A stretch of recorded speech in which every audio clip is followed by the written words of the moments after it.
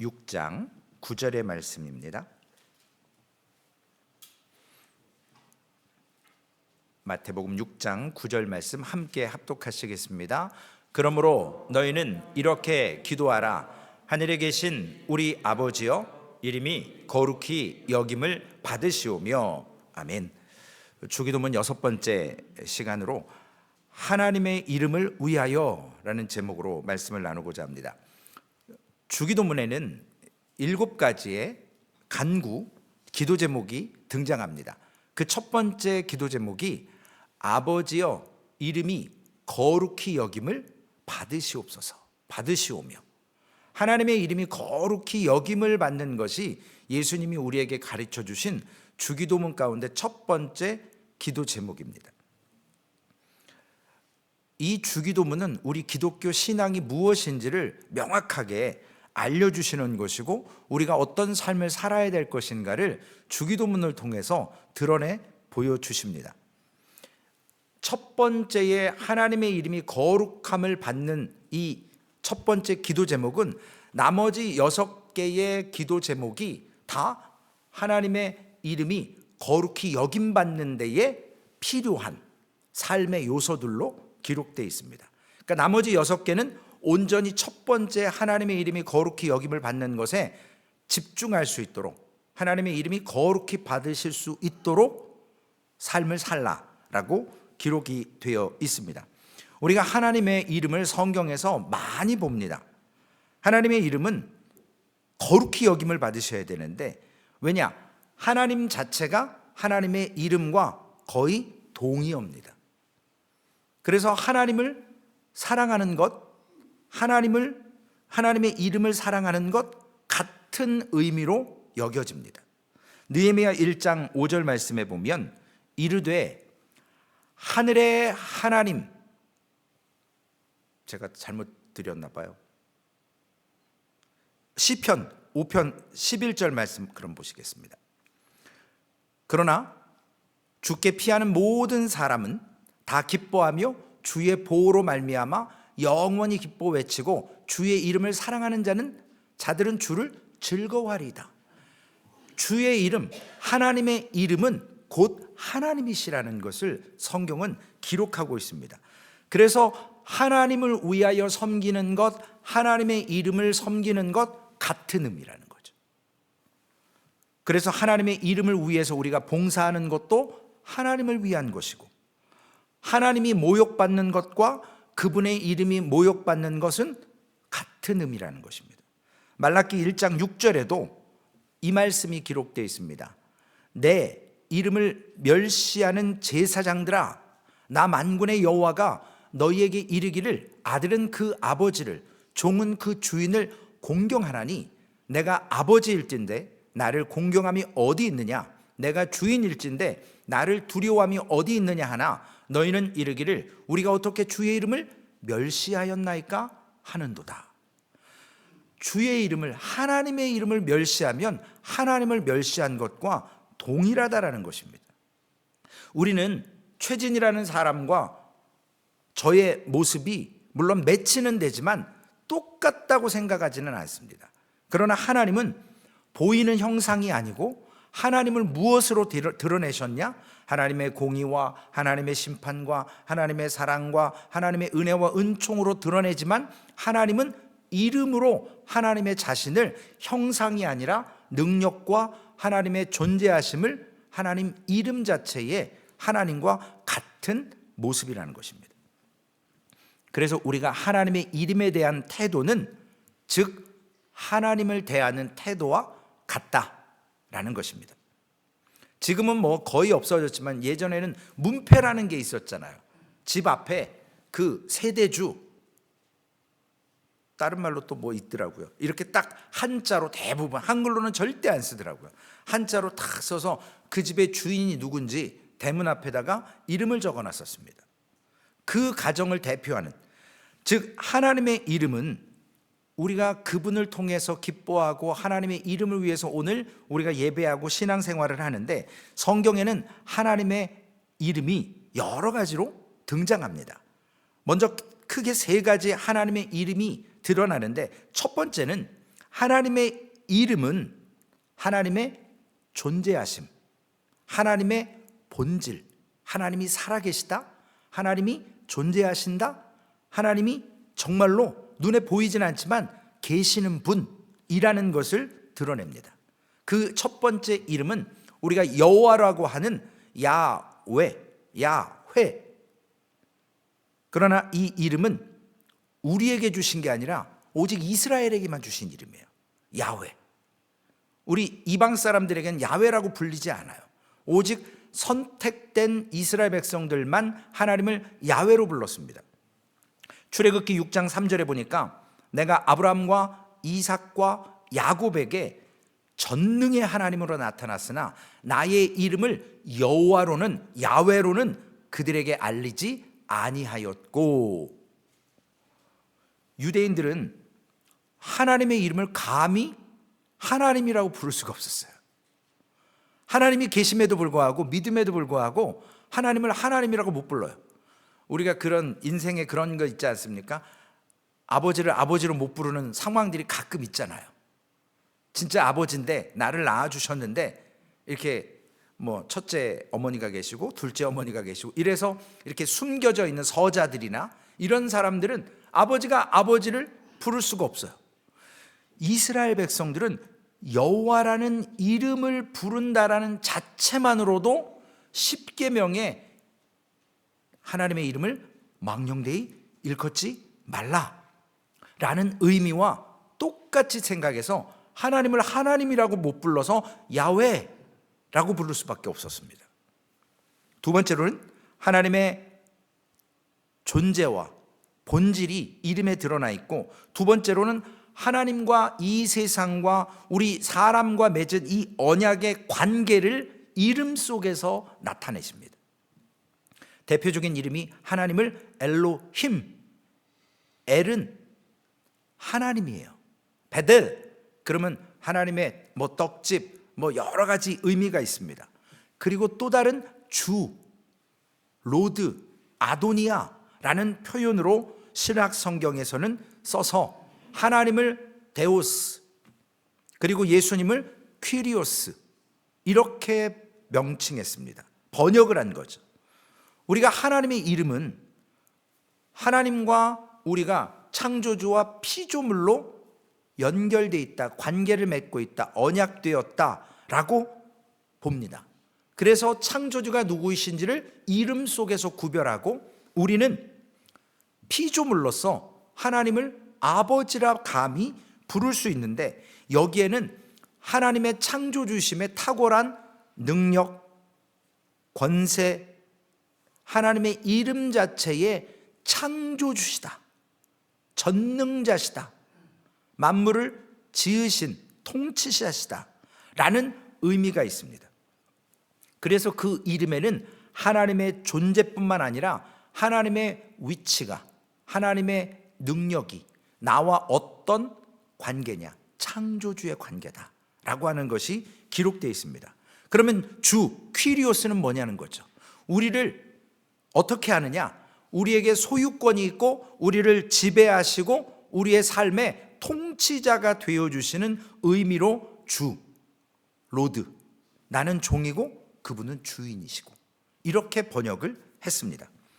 여러분 많이 들어보신 하나님의 이름을 동사나 명사로 연결시킨 여호와 삼마, 여호와 라파, 여호와 니시, 여호와 살롬, 여호와 이레, 이런 말씀 많이 들어보시잖아요.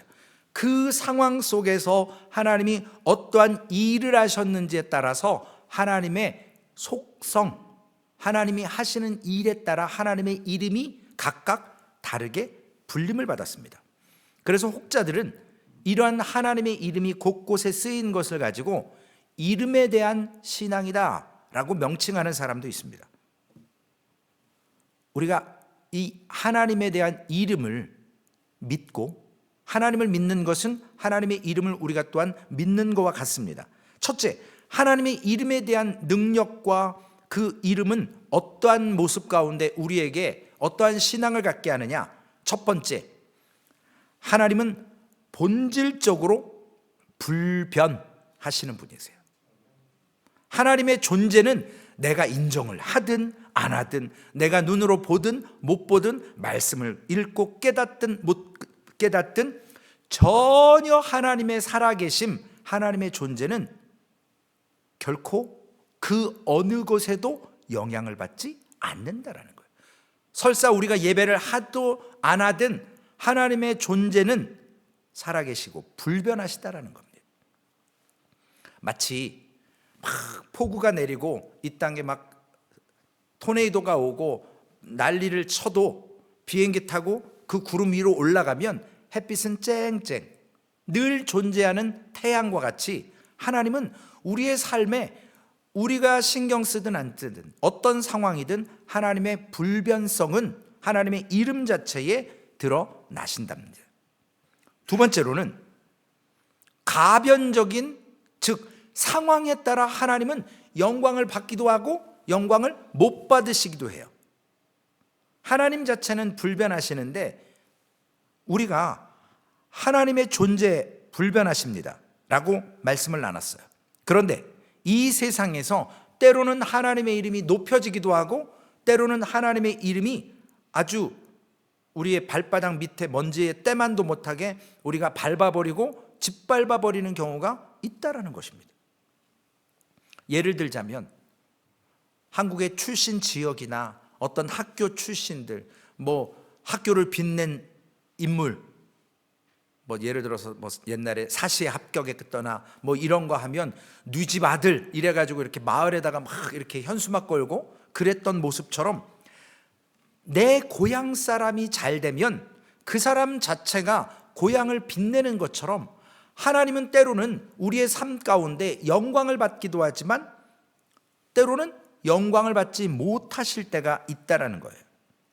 그래서 우리가 기억해야 될 것은 뭐냐면요, 하나님과 하나님의 이름은 동일하다라는 거예요. 동일하다. 그래서 성경은 하나님을 사랑하는 것 그리고 하나님의 이름을 사랑하는 것 같은 거라고 봅니다. 절대 나눠지지 않는 거예요. 그렇기 때문에 하나님의 이름을 위해서 오늘 우리가 살 때 우리는 하나님을 위하여 사는 것과 동일하다라는 것입니다. 그러면 오늘 설교의 제목이 두 가지가 되는 거죠. 하나님의 이름을 위하여, 하나님을 위하여, 같은 말이 되는 거예요. 따라서 우리는 하나님의 백성으로 하나님께서 늘 존재하시는데 때로는 영광을 받기도 하시고 우리가 영광을 돌려드리지 않으면 하나님은 영광받지 않으십니다. 그러나 그거에 하나님은 전혀 하나님의 존재와 하나님의 권능과 하나님의 능력에는 아무런 영향력이 없습니다. 우리가 흔히 하나님의 모습을 드러내는 가장 아름다운 것이 복음이에요. 하나님의 살아계심을, 하나님의 존재를, 하나님의 이름을 드러내는 가장 좋은 방법은 바로 복음입니다. 그런데 이 복음은 하나님과 창조된 만물과 우리에 대해서 세상 사람들의 생각과 성경이 보는 생각은 전혀 다르다라는 것입니다. 그래서 세상 사람들이 생각하는 그 생각이 성경의 진리와 다른 것을 뭘로 드러내느냐? 복음으로 드러내는 겁니다. 복음. 이 복음을 우리가 깨닫고 풀어놓고 해석하고 전달할 때 우리가 먼저 우리의 삶의 규칙, 우리의 삶의 언어, 우리의 삶의 행동, 우리의 삶에 지켜야 될 교훈과 바르게 함과 옳게 하는 이 모든 것을 구체화시키면서 복음을 전달해야 복음이 효과적인 거거든요. 그때 하나님께서는 어제의 말씀처럼 스승이 되어주셔서 우리 뒤에서 어린아이가 자전거 탈 때 부모가 밸런스를 잡아주는 것처럼 우리가 어떤 일을 선택하고 어떤 길을 갈 때 성령께서 우리에게 깨닫게 하십니다. 이거 잘못된 길이야. 어떻게 할 거야? 우리가 자유의 의지로 결정하는 거거든요. 하나님이 이끄시는 쪽으로 오면 우리는 날마다 하나님의 이름을 위하여, 하나님을 위하여, 하나님의 영광을 위하여 복음 가운데 살아가는 성령님의 역사하심으로 우리의 삶이 넓어집니다. 제가 어제 코스트코를 사모가 애찬 준비한다고 잠깐 갔는데요, 어떤 분이 TV를 들고 나오는데 코스트코에 TV 큰 게 많잖아요. 근데 전시대에 있을 때는 저게 큰가? 별 관심이 없었는데 체크아웃 할 때 보니까 TV가, 우와, 제 팔을, 제가 키가 적어서 그런지 모르지만 팔을 쭉 뻗었는데도 그거보다 더 크더라고요. 그걸 집에다 갖다 놓고 본다? 어지러울 것 같아요. 그래서 제가 나중에 찾아보니까 TV의 크기만큼 거리를 넓게 해야 된대요. 그래야 TV를 볼 수 있는데 그것을 잘 누릴 수 있답니다. 여러분, 옛날에 그 3D IMAX라고 혹시 기억하십니까? 제가 63빌딩 견학 갔을 때 처음으로 그 막 정말 집만한, 집채만한 그런 화면에 이게 오목해서 3D로 영화를 본 적이 있는데 막 어지럽더라고요. 이게 진짜 막 현실의 롤러코스터 타는 것처럼. 실제 경험해 보니까 너무나도 큰 TV였어요. 우리가 하나님의 복음이 나의 삶에 하나님의 이름 가운데 교리로, 복음으로 온전하게 세워질 때 우리는 이 능력 가운데서 이 땅에서 하나님의 이름은 존귀히 여김을 받게 되는 것입니다. 우리가 왜 선하게 살아야 되고 덕을 세워야 되고, 왜 우리가 화나는데 왜 그걸 참아내야 되고, 왜 저 사람을 용납해야 됩니까? 나와 다른데. 하나님의 복음이 증거되기 위해서 그래요. 그 영혼이 하나님의 이름을 존귀히 여길 수 있도록 우리가 인내하는 겁니다. 우리가 왜 성경 공부합니까? 힘들어 죽겠는데. 성경 공부하는 이유는 우리 인간에게 두 가지 의무가 있습니다. 하나님이 우리를 창조해 놓으시고 우리에게 의무를 부여하셨는데, 첫 번째 의무는 우리의 불완전함 속에서도 하나님을 향하여서 온전하게 정결한 영을 회복시키라는 거예요. 죄로 말미암아 창세기 3장에서 잃어버린 하나님의 주신 이 땅을 통치하고 다스리는 그 능력을 공중권세 잡은 자에게 빼앗겼어요. 죄로 말미암아. 그걸 하나님은 정결하게 영이 회복되어지기를 원하셔서 우리에게 의무를 주셨고요. 두 번째로는 이 땅에 있는 모든 자원, 구약에는 못 먹는 음식, 먹는 음식, 코셔 뭐 이런 거 다 따지지만 신약 시대엔 그런 거 없습니다. 모든 음식 다 먹을 수 있어요. 이분 제사 음식도 믿음으로 먹을 수 있어요.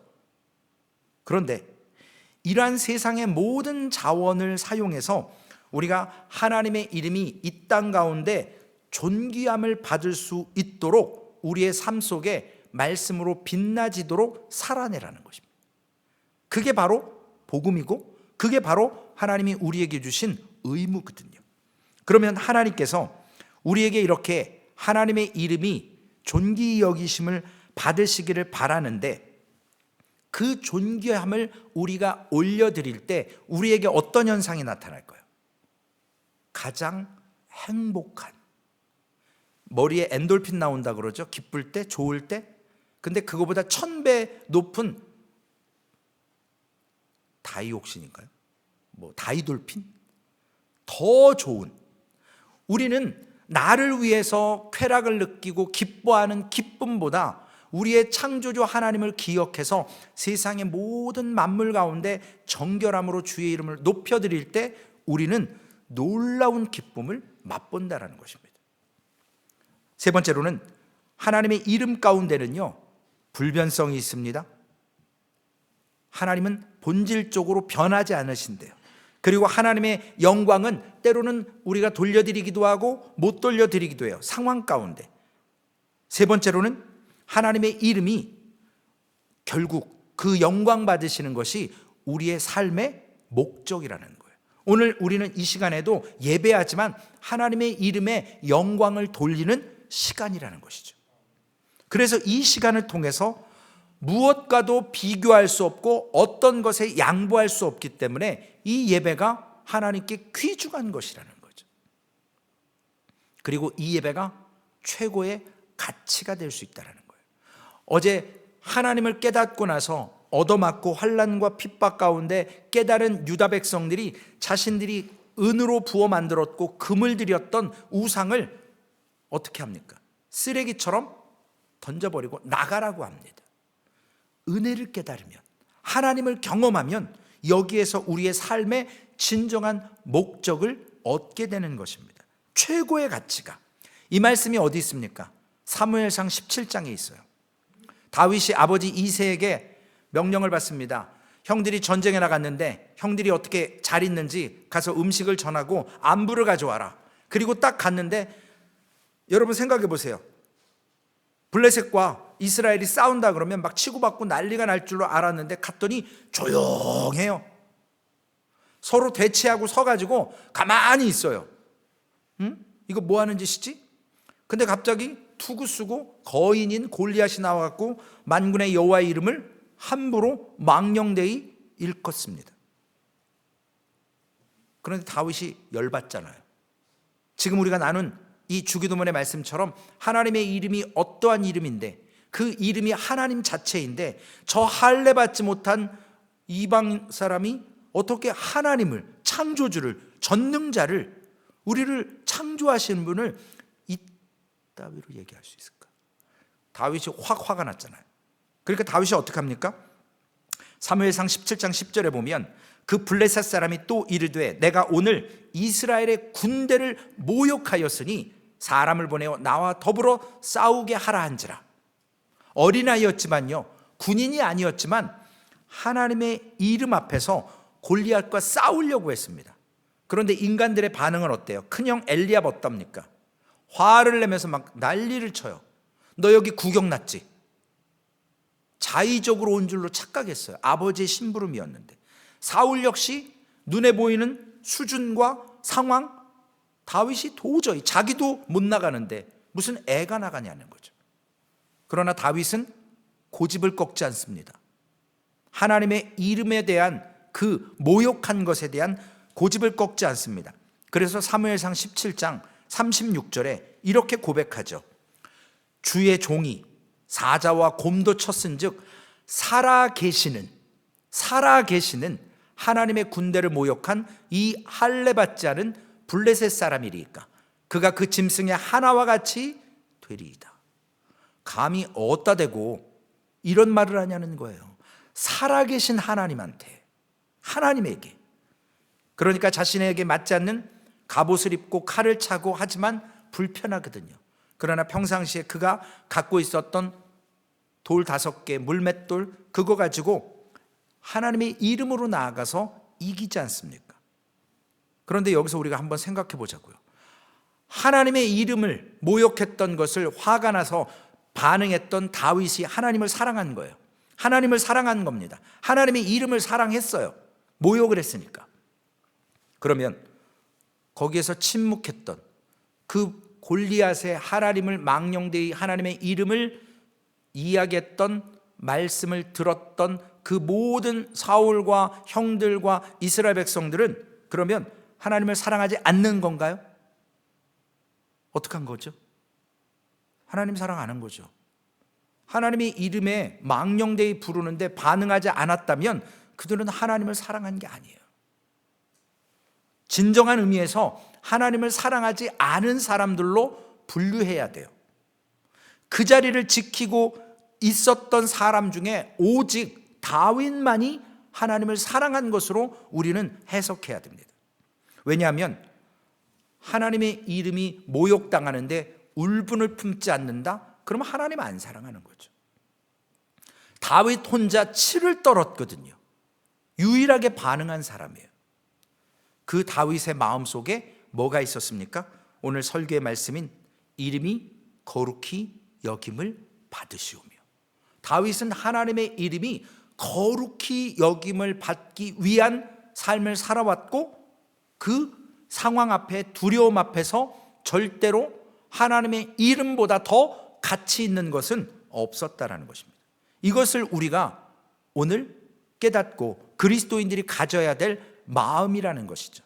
어제는 작정하는 마음, 어떤 우리가 중독을 끊으려면 작정해야 되거든요. 우리가 예수를 깊이 생각하자라는 사순절의 시작의 말씀을 가지고 어떻게 예수를 깊이 생각할 수 있겠습니까? 마음을 작정해야 돼요. 계속 나의 삶을 하나님 앞으로 끌어다 놔야 돼요. 말씀 앞으로 끌어다 놔야 됩니다. 우리가 어떤 상황에 있든지 기도하며 하나님 앞에 나의 삶을 거룩하게 세워놔야만 되어집니다. 바울 사도는 고린도전서 3장 6절에 이렇게 얘기했습니다. 나는 심었고 아볼로는 물을 주었으되 오직 하나님께서 자라나게 하셨나니. 자라나게 하시는 건 하나님이세요.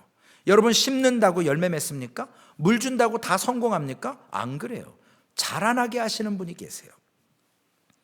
고단한 인생길, 외로운 길, 우리에게 친구처럼 다가와 주시는 하나님, 주님, 성령님이 계십니다.